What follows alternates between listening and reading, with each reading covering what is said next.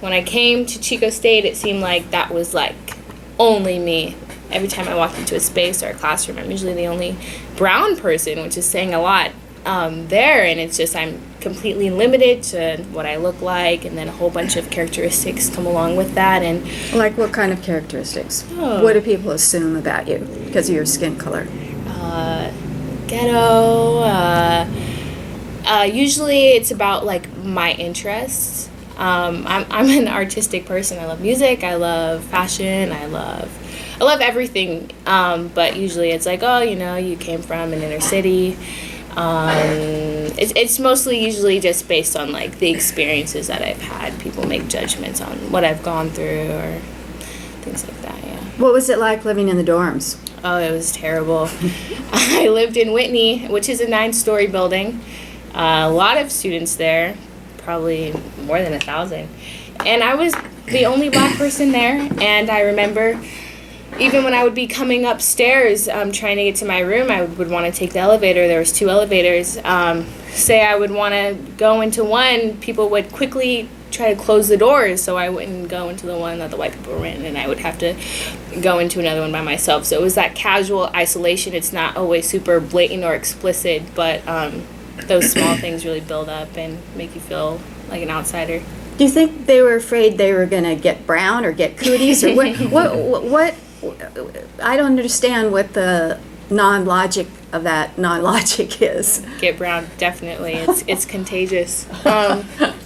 I'm not sure. I think it's based on lack of exposure. A lot of people from Chico State are from small towns in Northern California, farming towns, agriculture, mostly filled with white people. And when they are exposed to black people or black culture, it's, what you see on the TV. It's stereotypical. I don't think they really know. So I don't know. Also, being in Chico has forced me to be kind of more understanding, even though that might sound bad, being understanding of racism and why people have these perceived notions of who I am.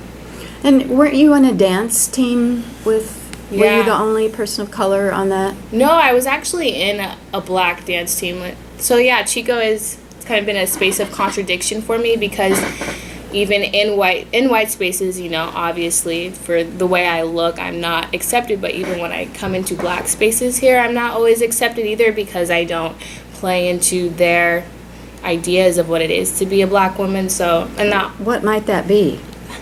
the same things I was talking about, like, just your stereotypical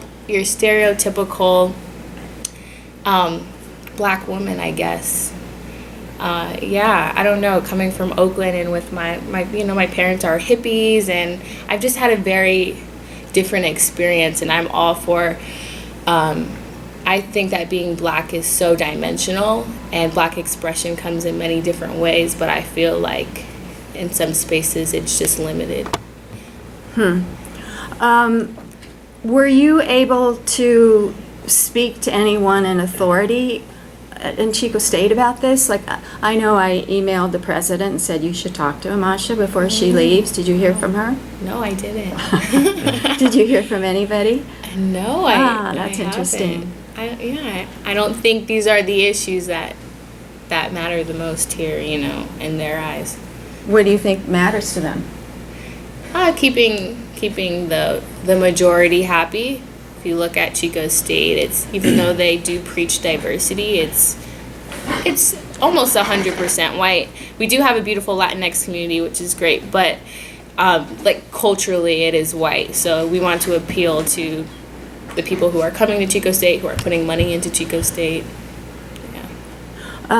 Just the breakdown of students, Hispanic, this was in 2015, 29%, Asian 7%, mixed 5%, white 46%, 53% female. So you were in the majority there. All right, that's good. Let's come back. Mike, you grew up in a kind of a different family, a Mexican-American family in Chico. Yeah. And the stereotype, like in movies like Fools Rush In, is Mexican-American Chicano families are a lot of interaction. They get together often. They support each other. And was that your experience, that you had a big extended family that was supporting you? No, we didn't have a big family. Our family was basically isolated from everybody else, the rest of our family that lives in Mexico and in Texas. We pretty much isolated ourselves from everybody, you know. My father he was a hardworking man, but he was involved with drugs. And my mother was a stay-at-home mom who pretty much did everything my dad said, you know. He basically taught us, you know, like the man has a hearsay. Does what he wants, basically, you know. And I grew up just thinking differently. Like, it was very difficult for me growing up.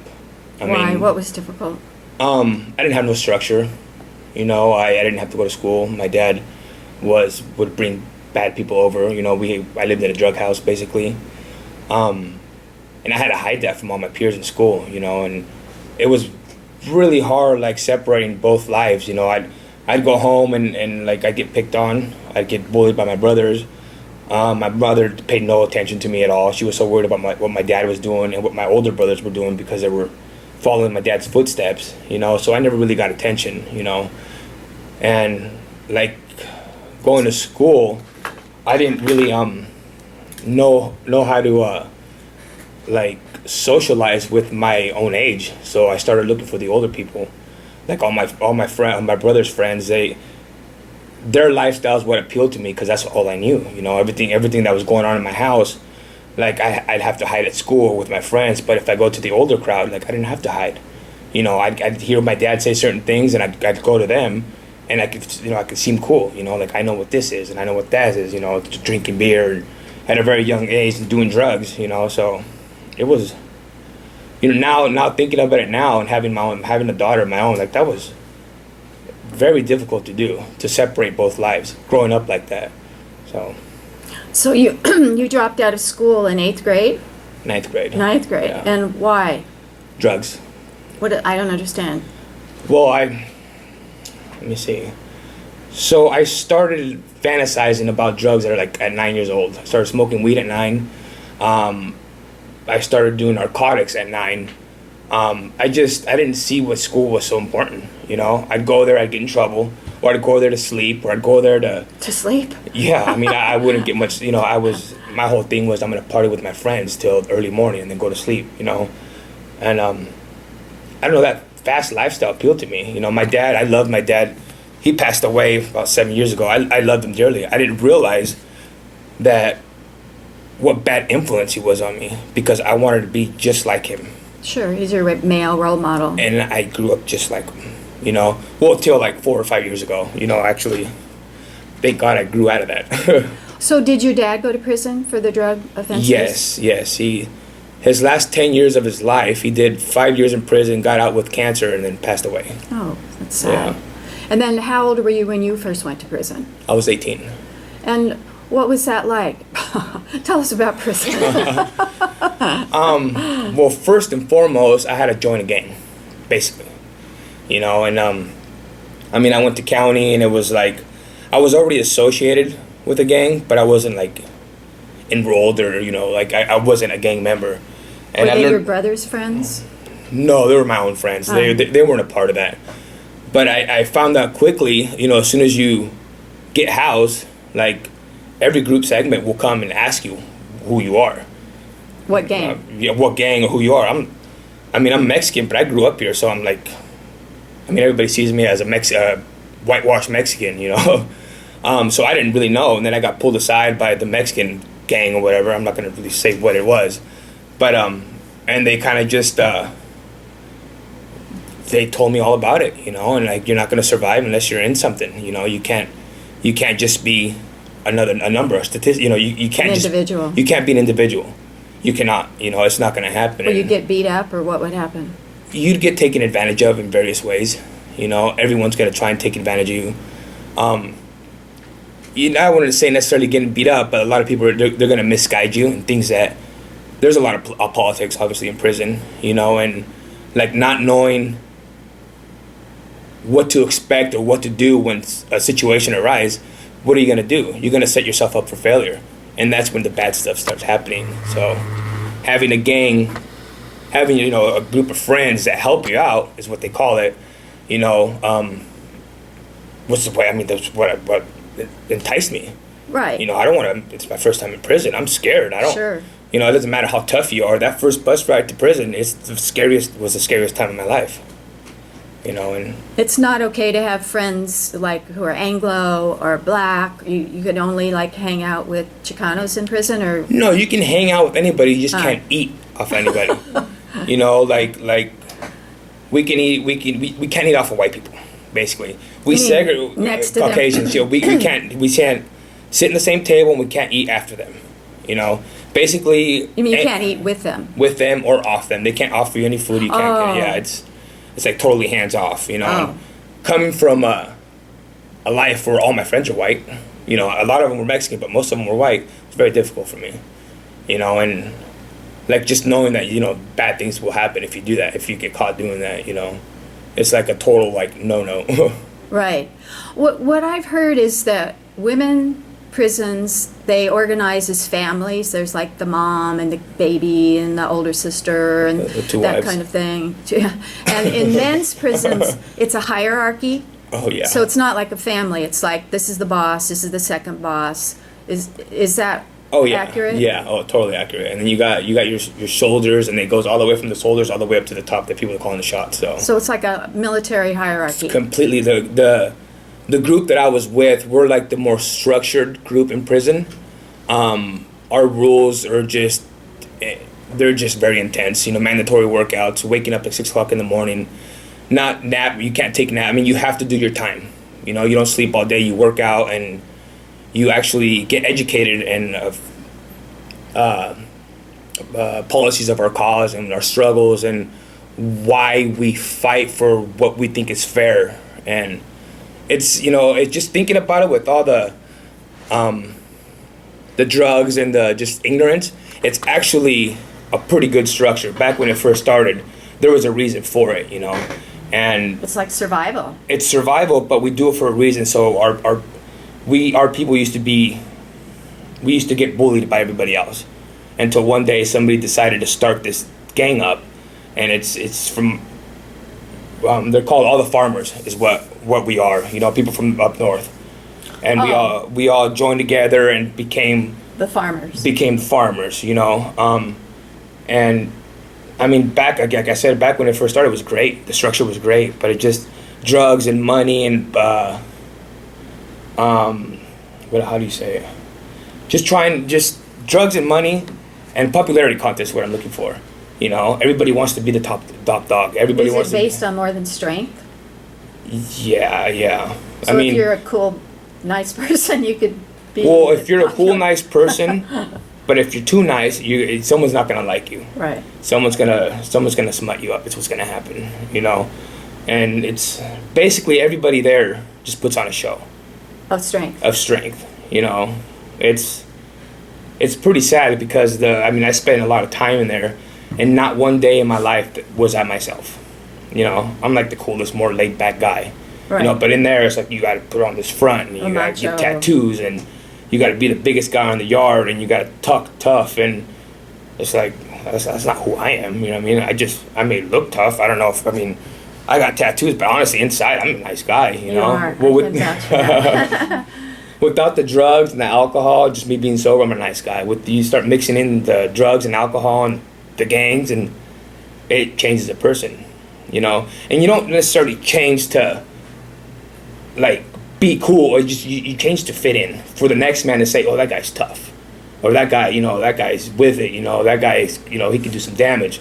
But in reality, most of the people there are fake, you know. It's just a front. It's just to look the part, you know. I'm thinking of like chimpanzees when the alpha males puff up or the dogs puff up their hair on their neck to look big. Yeah. So it's kind of like a primate posturing or something. So it sounds like your coping technique was to join a group and conform to the group and put up a actor's veneer of I'm strong, don't mess with me. Yeah. Yep, that's exactly it. So then what happens when you get out and you've built up all this shell and this, how do you relate to women and your family? I mean, because it's hard to just go, now I'm soft and gentle and nice. It doesn't shut off. That mentality doesn't shut off. It's called being institutionalized. And I mean, there's a lot of good traits that I learned by being in there, like cleanliness and like being like having a set schedule and being on time and like that was exactly, that was a good part because I didn't have any of that. But like all the other stuff, that puffing up when someone looks at you wrong and making sure that he knows that I saw that and like I'm gonna confront him on it, and like when in reality, like people just are gonna look. You have a bunch of tattoos all over your body. Like people, I mean, like that's the reality of it. And they're not necessarily being rude. They're gonna look, you know. And then like when you're locked up, like you see somebody looking at you crazy, like you gotta do something about it, or else, you know, you're weak. You know, and that was like a big part of me trying to shut it off and being sweet and compassionate and loving. I mean, like my wife knows. I mean, like every time when I got out, like it was I needed a little bit of time to just kind of just let that stuff go. You know. Absolutely. Ask Dr. Gayle is made possible by the generous contributions of KZFR supporters and by Friends of the Art, a state local partner to the California Arts Council. Since 2001, Friends of the Art has been creating economic opportunity through arts and culture by producing community festive and events including Oktoberfest, Chico Palo, the True North Tour, the Silent Film Festival, the NorCal Jazz Festival, the Salmon Festival, and more. To learn about Friends of the Arts, visit friendsoftheartsupstate.org. Ask Dr. Gayle is also brought to you by Burchard Construction, specializing in custom remodels, new home and commercial building from foundation to finish work. Burchard Construction, where the homeowner's input matters to ensure a professional, reliable, and quality result. Custom construction with beauty and function. For bids and consultations, call Adam Burchard at 864-5427 or visit burchardconstruction.com. And I'd also like to mention that the Lyme Council, people who have Lyme's disease from those insidious little wicked ticks, are doing a benefit on Sunday, May 21st at the Chico Women's Club. It's from 4 to 7 p.m. and it's an evening of music and information about Lyme's. And Bird and Wag and Mossy Creek are going to play. So you're listening to KZFR FM, Chico, and North State and beyond. So Amasha, I want to get back to surviving in an institution for you. I interviewed a young African-American woman at Georgetown University, and she said she was always expected to be like the black spokesperson. If something comes up in class, well, how do you tell us about Black Lives Matter or whatever? Mm-hmm. And you're always kind of under scrutiny in a predominantly white institution, which she called a PWI. Mm-hmm. And what works for her, she said, is they have a multicultural center. And she said you can go there and you can take off your armor, you can relax, you don't have to explain yourself. And I wondered if there's anything like that for you at Chico State. It's interesting that both you and Mike have to do this armoring thing. Mm-hmm. Yeah, in different ways. Yeah, it's beautiful. Yeah, we have a cross-cultural leadership center on campus. I work there. I found it my second semester. This is my second year now, but my second semester as a freshman. I was so depressed my first semester, and I was like, I need to find a place where I can just be myself. And I found the center. I just was kind of observing people, and I saw all the brown people like walking into this one room. Yeah, and I was like, what? Is this a cave? Like, what is going on? So I just came in there one day, introduced myself, and then I was just hanging out in there, just sitting there talking to people day after day after day. And then when it came time to apply, to get directly involved, I signed up, I got the job. So now I really try to make sure that other students are not feeling as isolated as I felt, or if I see a brown person on campus, I'm like, do you know that the Cross Cultural Leadership Center exists? Because most people don't know it's even out there. I try to bring them in. Yeah. And so is that true that you become the black person that people look to for explanations and education and that kind of thing? Yeah, it happens a lot, and I do have to play that role, which is, I don't always like being that person. But yeah, I was just talking to my friend, actually. I remember it was last year, during the peak of, like, Black Lives Matter. It was in my, like, political science class, and the professor was like, okay, who knows what Black Lives Matter is? And, everyone, the whole class kind of just inverted and just, like, looked at me. And I'm like, I literally kind of screamed. I was like, it just means don't kill black people. That's, like, literally all it means. I wasn't willing to really explain things. I'm just like, that's the point, whatever. Because even though I love activism and I love speaking for my people, being forced into that role is, I'm a person, I'm not just, like, black people all the time. Being forced to do that all the time, it gets, like, repetitive and limiting, yeah. I think one of the ways you cope is by humor. And I know one of your ambitions in life is to do some stand-up. So could I twist your arm to do a little bit of stand-up for us? Or yes. Sit down in this case? Sit down. Yes, I'll do a little bit. So I just transition into that right now? Please. Okay. We're laughing already. We're laughing. Okay. All right. So I'm transferring out of Chico State. And I will say the main reason why I am leaving is because I can't swim here. And I can't attend the gym. I was there last Thursday, swimming, trying to get some exercise. And I see one of my white peers. And he comes up and he's like, oh, you know how to swim? Okay, that first question might not have been racist because I was choking while at that specific moment. But the question started getting more specific to my race. And he was like, oh, you're just going to let your hair get wet like that? Isn't your weave going to melt? And then he was like, oh, how do you know how to swim in the first place? I'm assuming your dad was in there to teach you. Just really? That's the truth? This is not a joke, right? This is a joke. Oh, okay. So then I'm like, all right, it's time to get out the pool. Obviously, this is not my space. There's not enough brown people here for me to. There's a lot of stigma between black people and water, so it's not always the most comfortable. So I'm trying to leave, and this other white guy comes up, and his approach is a little bit different. He's like hitting on me, and he's like, oh wow, I really love that dirt brown complexion of your skin, and wow, your hair just looks like cute little spiders. Oh my God. I'm like, all right, I'm officially leaving this area. So I'm like, okay, let me go dance. So I go upstairs to the rec, and there's like empty rooms. I'm with my friend, I'm trying to get a room to go dance, and I see these white girls crumping to country music.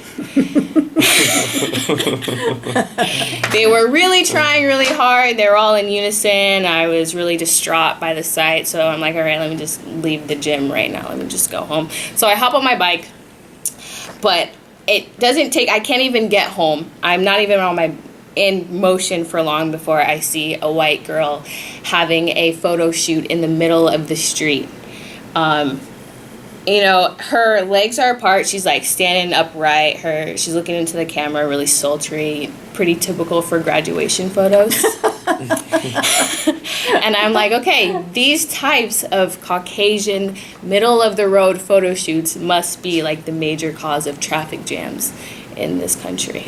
So, yeah, that was my Thursday. That was 1 hour at the gym, and that pretty much encapsulates like my experience here as a brown and black person in Chico. Wow. Yeah. Where next? So I'm gonna move back to the Bay. I'm gonna transfer to SF State. See how I like it. If I enjoy it, I'll stay there. If not, the world is my oyster. That's the truth. Yeah. You were student body president at your high school. I know. Was that normal for girls to be president, or were there more? What was the gender kind of history of that kind of leadership in your high school? Probably traditionally it wasn't, women doing it, but there was actually a trend of black women being the student body president before me was a black woman, and so I don't know. I didn't feel too weird in that position, except sometimes, like, I went to a private Catholic school. The white faculty would kind of like talk down to me, and I remember they would assume I didn't know certain words.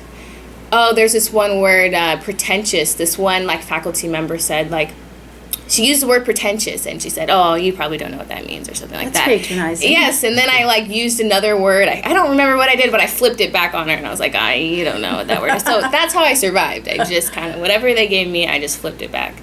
Yeah. Right. What was the issue that you were most proud of addressing as student body president? Because what I've heard in Chico is the student leadership is kind of like a pep club. Rah, rah, go to support the football players. And I wondered if you addressed any kind of educational or student real issues. I'd say the main issue that I saw at my school was segregation. It's in Oakland, you don't really assume that, but it was a private Catholic school, so the white people hung out with the white people and the black people hung out with the black people, and I had a white boyfriend at the time, and I remember it was prom season, and there was 2 prom buses. There was the white prom bus and there was the black prom bus. No. Yeah, I'm serious. No. And so I had a white boyfriend, so I went on the white prom bus, and I was all dressed up. It's a special day. I was on the bus, and it was really boring in there. And they're like, "Oh, Amasha, you're the only black person here. You need to dance right now. You need to start dancing." And this one white dude starts throwing money at me. Ooh. Yeah, and I'm literally just sitting still, just being like a normal person. So that situation that I got myself in kind of drew me to really address the segregation. Of course, I was 16 at this time. I really wasn't aware of the reasons why people thought these different ways, but I did try to use humor to kind of bridge the gaps, and I don't know, just casually let people know this is not okay, this is okay, things like that. I'm really interested in youth-led activism because under Trump there's so much work to be done, and it seems that the most active youth-led activism are the Dreamers, Black Lives Matter, the Dakota Pipeline, DAP.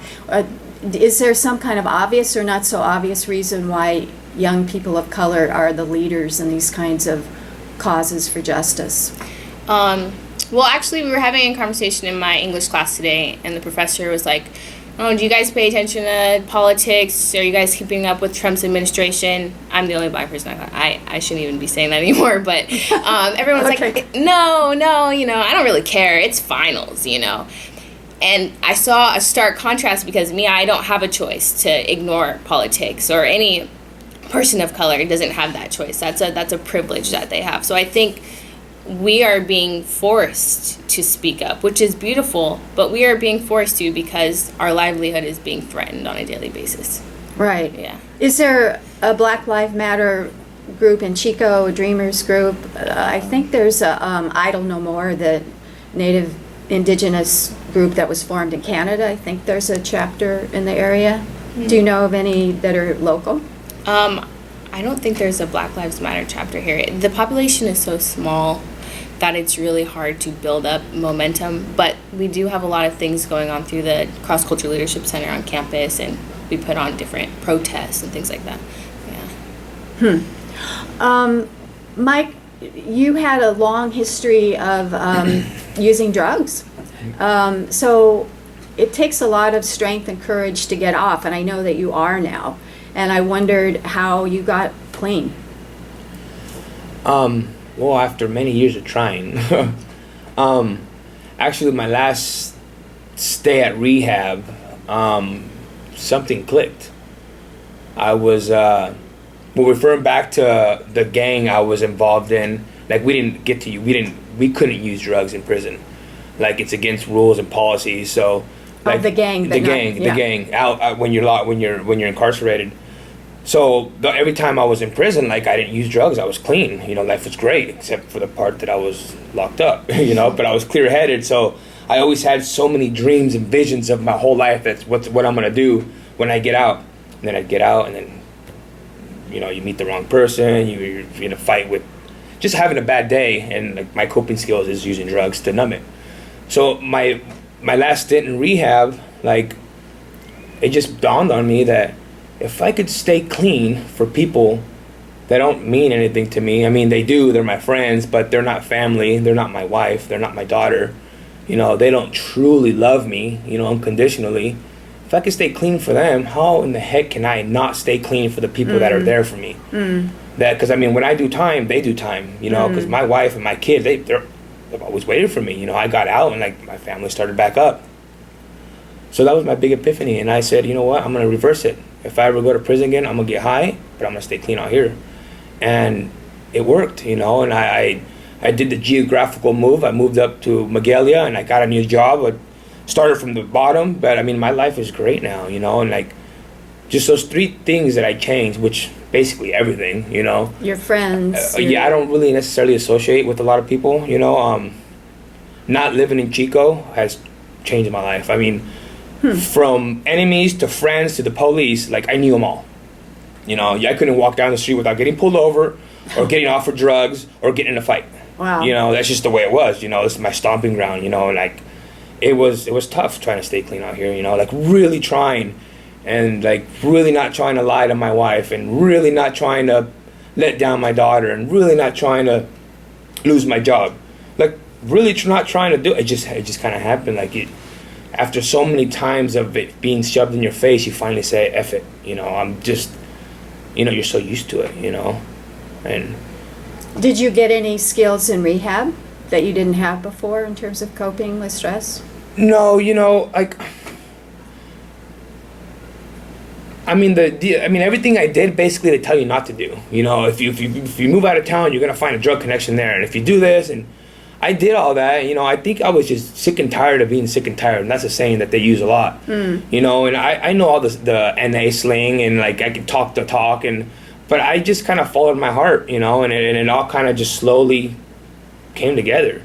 You know, it didn't happen overnight, you know, and I still battle with not necessarily addiction, but just learning how to cope with when things go wrong. And, you know, it's difficult. You know, it's difficult not having anything to numb yourself and to hide. And, you know, like, I love numbing myself. I hate feeling depressed. I hate feeling sad. I hate feeling, I'm learning now how to, like deal with it. But, I mean, like, I really don't know. Like, I don't know how normal people do it. Like, I get loaded, you know? Like, that's what I do. But What you did do. Oh, I did. That's what I did do. What do you do now? I work a lot. You stay I busy went from a drug addict to a workaholic. No, I work a lot, and I just go home and try to spend as much time with my family. I mean, I do work a lot, so I know right now I'm not spending too much time with them. But it's all for a reason. Like there's like I have little mini goals that I mean my goals are what keep me going. You know, I have big goals and mini goals, and I just try and really keep focus on what's coming up next. You know, I don't necessarily live in the moment. I see my future now, you know, and I see it bright, and I see good things coming my way and my family's way if I continue on the same road, because I'm just a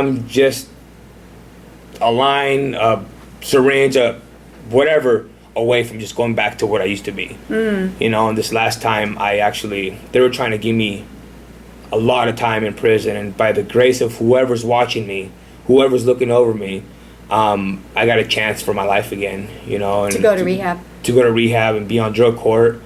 And like I was in drug court for 5 years, but that is the hardest program any drug addict could ever go through. And I successfully... They test your urine, or what is it being drug court? It's a highly structured program for drug addicts, as myself. I mean, I tested in the period of almost 5 years. I tested 558 times. Wow. Yeah, and this is going into a bathroom with another guy, pulling my pants down, having him do the whole little ballerina dance, and then peeing in front of him. The hardest thing I could ever do. I don't mind being naked in front of people, like that isn't, but peeing next to a guy, another man watching you, like was the hardest thing to do. And I did it. It's hard for anybody to 558 to times. with someone watching. Yeah, and I couldn't go. And if you can't go, you're dirty. Oh. What do you mean I'm dirty? Well, you're a drug addict, so you must be dirty. You know, it was the same fight 3 times a week. Oh boy. Well, I can't go. Well, how come you can't go? Well, I work construction. I sweat all day long. I drank probably like 5 gallons of water before I came. I sweated all out. I can't go. And then the whole thing was, well, why is your pee so diluted? I'm working. I drink a lot of water. I'm hydrating. Well, you're dirty. Oh. That was probably the hardest thing. It wasn't staying clean. It was being in front of that one guy. Was it the same one all the time, or There were 3 different guys. 3 different guys. Yeah. I actually invited the guy from my graduation thing at court when they successfully discharged me. I told him I wanted him to be there because I mean that must be a tough job. Oh, gosh. Yeah. Nobody's happy with that Yeah, I job. know. We both hated. We're looking at each other. It's like, you got to do it. I'm like, well, quit watching me, dude. Yeah, it was tough. Do you know anybody who's undocumented? I'm wondering what you're hearing about the Trump influence on Mexicans who are undocumented, who live in the area. Yeah, most of the people at work, I mean, they don't know, no one's saying anything. I haven't really asked them or anything. You know, I haven't heard any negative things or. They're undocumented but don't seem afraid? They don't seem afraid at all. I mean, maybe because they're comfortable with what they've been doing for this long, you know. So I don't know. Do you know undocumented students at Chico State? And Yeah. how are they coping? Because they have DACA that we're not sure if Trump is going to let stand or not, right? Yeah. Around time of the election, it was a really, really dark place where I work. We had to kind of shut the center down and just hold it open as a space for people to come and cry and talk about their family. And even now, some weekends I hear my friends will text me like, "Oh, ICE is in the neighborhood, keep watch," or they'll we text each other like the list of rights that you do have if ICE were to come to you. So What are those rights for people who don't know? If ICE says, "Let me see your papers, let me see your driver's license," whatever, what can you say? I'm not sure. I think you can start off with saying like, "I have the right to not show you this," or yeah, but I don't really know, unfortunately. I know they've already deported the first DACA I saw young that. man. Yeah, so there's no rhyme or reason to it as far as I can see. No, I think it's all a symbol. I think it's just like white supremacy, and like, hey guys, you don't belong here, and we can do whatever we want to you at any point in time. I read a really interesting article that said the photo ops of Trump signing his obnoxious executive orders and the health bill, they're all white males. And the article suggested that it's on purpose. They want to make a statement that white male supremacy is back under the alpha male. That's really freaky. And it's amazing that the health bill in the Senate, the committee that's looking at it, is all white males. And so they're comfortable saying what, at least in the House, that you don't have to cover maternity or pediatrics or pre-existing conditions. Unbelievable. I wanted to ask you about a recent survey that UCLA does every year. They have a foundation that studies college first-year students. And they found that the young women are much more liberal than the men. That women, 41% said they were liberal compared to only 29% of the men. These are around the country, fresh people, or what the Brits say, freshers rather than freshmen. And women were more likely to advocate climate change should be a government priority, 82% to 78%. To advocate stricter gun control laws, 75% versus 59%. I mean, these are big differences. Yeah. They're not a few. And as a young woman, I wondered if you have any explanation of why young women are so much more liberal.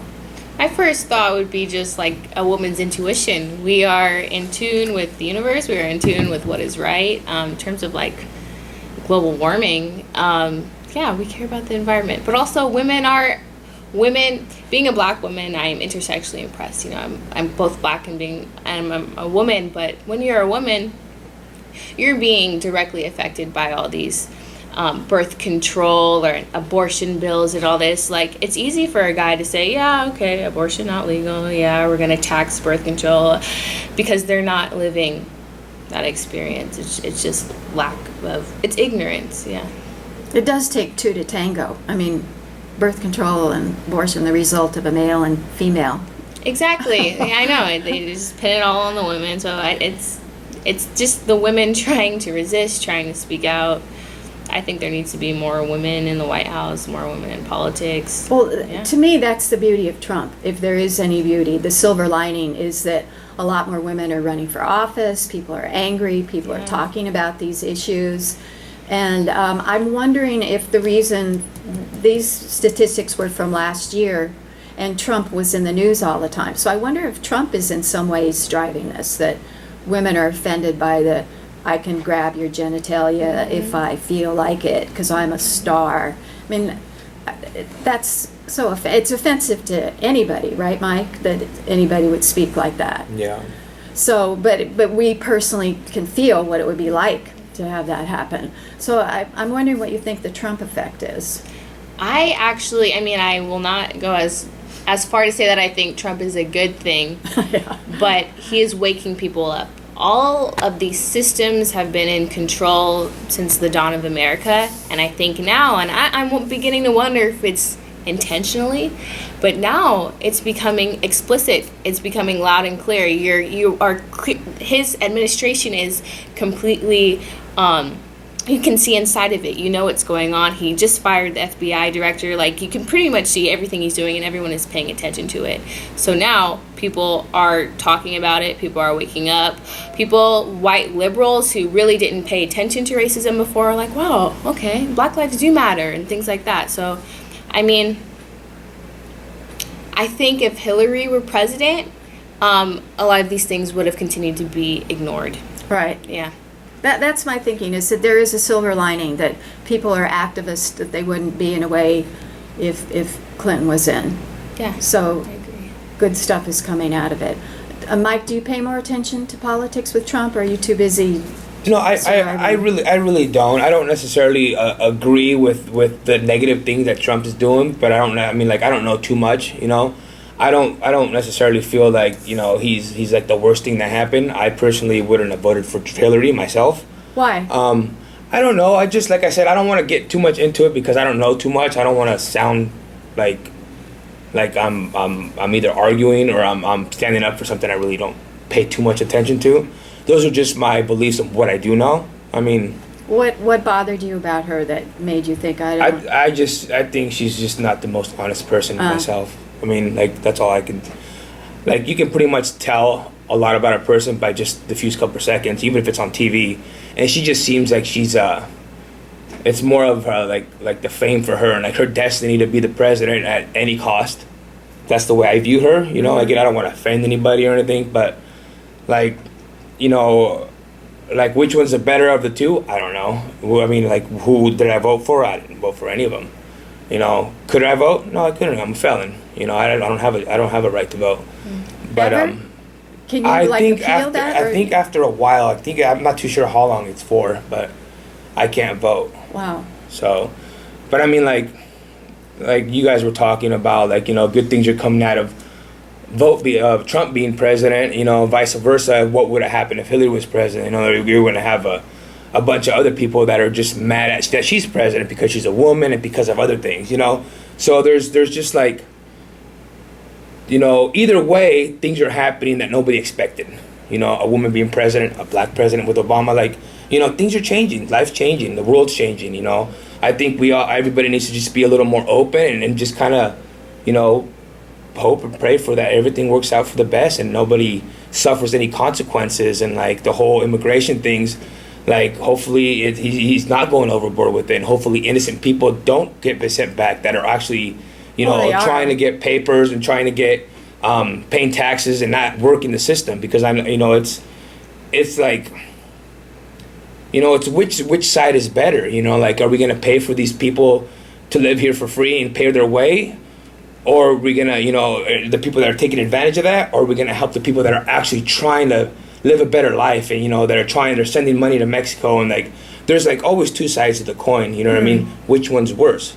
I don't know. I'm not living that lifestyle, so I personally can't necessarily be like, well, that's wrong and that's right, because, as long as it's not, unless it happens to you, you know exactly what's going on, I think anybody who's coming over here and doing really bad things, like, yeah, they shouldn't be given a second chance. I personally know a couple of my friends that repeatedly offended selling drugs to, by schools and like doing things that, gosh. And like, well, they got their papers taken away and they got sent to Mexico. And do I feel bad for them? No, they shouldn't have been over here feeding drugs to our children. Right. I was one of those kids.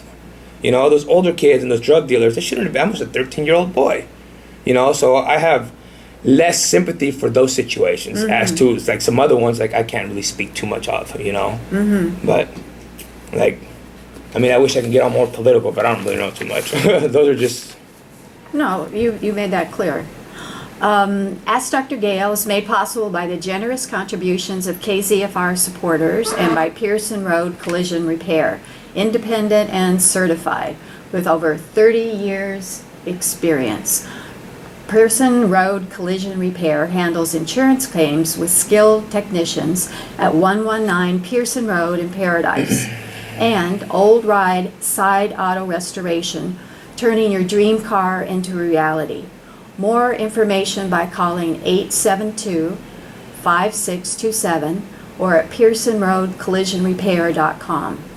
Ask Dr. Gayle at KZFR Chico is also brought to you by the Yoga Center of Chico. Longtime yogis Tom Hess, who's my teacher, and Rex Stromness have created a yoga center dedicated to yoga and holistic healing. They offer workshops, retreats, private sessions, massage, and both day and evening classes. For more information about the Yoga Center of Chico, located at 250 Valambrosia Avenue, Suite 150, next to T-Bar, call 342-0100 or visit yogacenterofchico.com.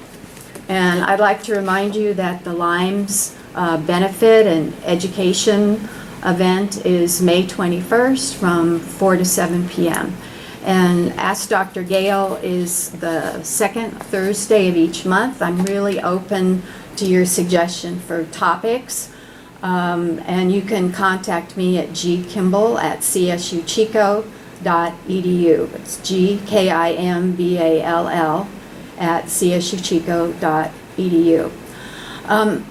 I keep changing topics, but I'm really interested too, Amasha, in what happens with addiction, since we're kind of on that topic, to electronic devices. I read an article by a professor who said that he couldn't understand why one of his really good students kept looking down, and so he realized she had her cell phone in her purse and she was checking her messages during class. And I've seen photographs of big college lectures and their computers are up, and if you look, it's on Facebook, it's on games, it's on video games and stuff. Do you see that there's a ubiquitous kind of addiction to electronic devices? Of course, yes. I have a couple of theories, ideas of why I think. First one is isolation. We are all alone, in some way. And when you look at your phone and you see that your friend is texting you, or you post a picture, I know personally, like sometimes if I'm feeling sad, I will post a picture of myself, and then I'll get a lot of likes, and then I'm like, whew, I'm no longer sad. So it's that like immediate gratification that social media and the phone, it's bright, your eyes get excited. It's just like kind of like human nature to be gravitated towards that. And then in terms of class, stuff gets boring sometimes, and then you just need a little, it kind of just like, I don't know, people are addicted. Like studies have shown people are addicted. So, right. It's just like, okay, I'm back, I don't know. Oh, it's like getting a fix. Exactly. Exactly. That's how I would view it. In most of your classes, is it traditional where the professor lectures and the students are pretty silent and take notes, or is there a lot of interaction or innovative? What are you seeing in terms of teaching techniques? I think students, my mom is a Montessori teacher, and it's hands-on. The children are allowed to choose whatever they want. They can come in barefoot. It's like completely free. So that style of learning is something I grew up with. But here in college, it's very suppressed. People come in, the lights are really bright. You sit in your desk. People want the grade. They're not too focused on the learning. And in some of my classes, I'm a philosophy major, and that's discussion-based. Some of my classes, my professors are like, okay, let's get in a circle, let's get talking. And because we are so conditioned to sit still, to just adhere to the professor, we are kind of just like, we are just the subjects, the professor is in control. Students will even resist attempts to to loosen it up. I remember my professor just stopped trying to get us to come in a circle and get lively because people were just so conditioned to just being, they just want to be fed stuff. They don't. Or had they done the reading? Maybe. They might have not done the reading, but I don't know. It's sad. So overall, if you're going to give your Chico State 2 years here a grade for in terms of academic excellence, what grade would you give it? Academic excellence? I'd say actually it's easier than my high school classes. Yeah. Less work, easy? Oh, yeah. Oh, yeah. It's like same level as probably my sophomore year in high school.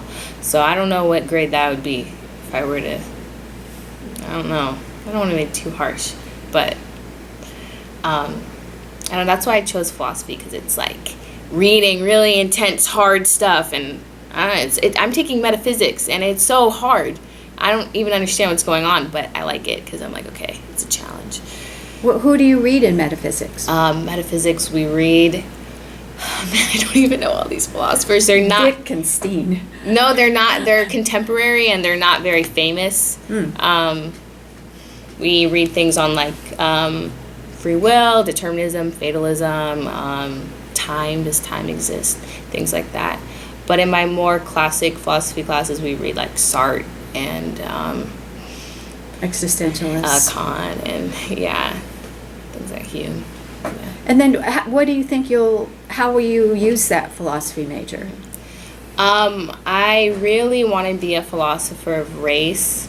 I think that taking a philosophical lens towards issues like racism and sexism, all the isms, provides rationale, you know? Being racist doesn't make any sense. All you're doing is just projecting your biases onto some person and then making stuff up. There is nothing real about that. And I find that I've done like a few presentations on campus. I find that when I'm really like backing my arguments up with facts and referencing these like old white philosophers, people are like, okay, all right. So it's just like a tool for activism, I guess, for me. And sounds like you're headed towards teaching. Yeah, I'd love to be a professor. All my family, I come from a family of professors. All my grandparents are professors, and I would love to just like tell jokes to my students. They can't leave. Yeah, it sounds fun. Oh, that's great. I've been working on books about global youth activism, and I'm really interested in generational differences. And Mike, what, you're 35? 30, yeah, I'll be 35 next month. So you're the Generation Y, kind of the older end, and you're Gen Y, or are you Gen Z? How old are you? I'm 19. So I think you're Gen Z. Gen Z. So you two are. I wonder how you think your generations are different from your parents' generations. Do you see any differences? From my parents' generation? Yeah. I mean, I'm sure it is. I just can't pinpoint it just because of the, I don't know. I never really even thought about it. Well, it seems like you're really different in that you're more interested in equality. You don't think the man is the you know what? Yeah, well, now that you house. gave me a little boost, yeah, I mean, considering that most definitely. I mean, like I said, I was taught that, you know, the man works and the man. I don't feel like that at all. You know, we don't. The men don't say I love you at home. Like I give my daughter like 100 I love yous every day. Aww. You know, while we're sleeping. You know what I mean? Like that's just who I am. Very loving, and I'm really. Like, I'm free to express it in front of anybody and whoever wants to listen. It doesn't matter. You know, I tell all my friends at work I love them. You know what I mean? They're all big men. Yeah, I guess in that sense, yeah, we're completely different. You know, I share my feelings with anybody. I'm very emotional with my wife. Like, and that my father, my mom, like, I never once seen him be emotional or kiss or anything, you know? Which is, now that I think about it was kind of weird because I don't know where I got all these feelings. Maybe... Because you're a human being. Yeah, maybe. I know where did I get Where these did you feelings? come from? I asked to feel my feelings, so I got to feel them all, I guess. No more numbing. Well, yeah, and rehab can help with that. Yeah. Amasha, how would you say you're different than your parents' generation? Oh, my They're Gen parents- Z. Gen I mean, Gen X. Gen X. Probably. My mom and dad, they went to school in the 90s, so I don't know. I'm kind of seeing like a resurgence because in the 90s it was kind of a space for campus activism also, and like people waking up and being like, hey, this is not right, and I feel like that's what's happening now too. So I kind of see a lot of similarities, and my mom and I actually like discuss the same things, and we kind of do similar work. So I don't know. I think I'm lucky in a sense that my family, we're very like-minded. So I don't really see like a super stark difference. And that's a characteristics of Gen Y and Z, is that they are close with their parents. They don't see generational differences, where a baby boomer said, don't trust anybody over 30. So that's a generational characteristic. But you think people are waking up? Young people are waking up? Definitely. I think we're in a transition period. What do you mean? That's interesting. Yeah. I think, there's this book, it's called Pedagogy of the Oppressed, and it talks about how both the oppressor and the oppressed suffer. So under racism, both white people and black people suffer, and it's kind of weird to understand that, but I think now white people are being like, hey, wait a minute, the system is not right. This is affecting me, this is affecting everybody, it's hurting everyone, because we're looking up. So I think people are becoming more aware of that, and I don't know, they're making aims to stop it. I'm really interested in the growing inequality and the emphasis on equality, and studies do show that more equal societies, people are happier. And in the U.S. is very unequal, and people aren't as happy as they are in Scandinavia or places that really work for equality. We're stuck in a cycle, Yeah.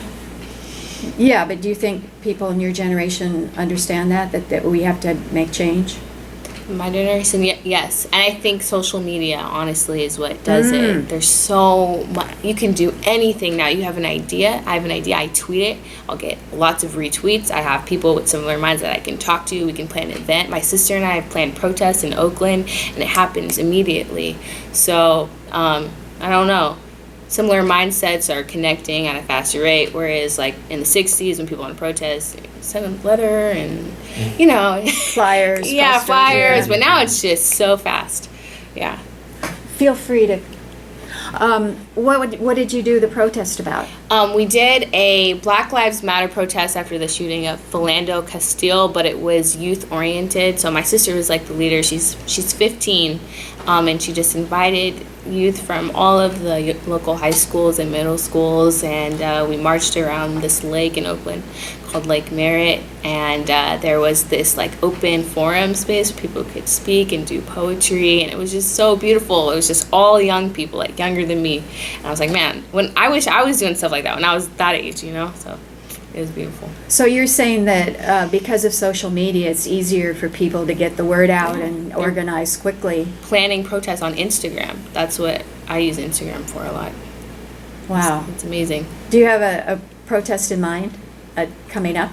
My sister and I were she wanted to plan a protest for her birthday, but we were really trying to figure out what to specifically focus it on, because we were like, okay, it's going to be the protest of all protests. It's everything. It's Trump. It's capitalism. It's black people. It's everything. So that was our main issue. I think once we narrow it down, get a little bit more specific, then there's a lot to protest. There's so much. Yeah. Thank you so much, Amasha. Thank you so much, Mike. This is really interesting. This will be archived, and we'll tune in next month in June already. And thank you for listening. Stay tuned for peanut butter and jelly. Okay.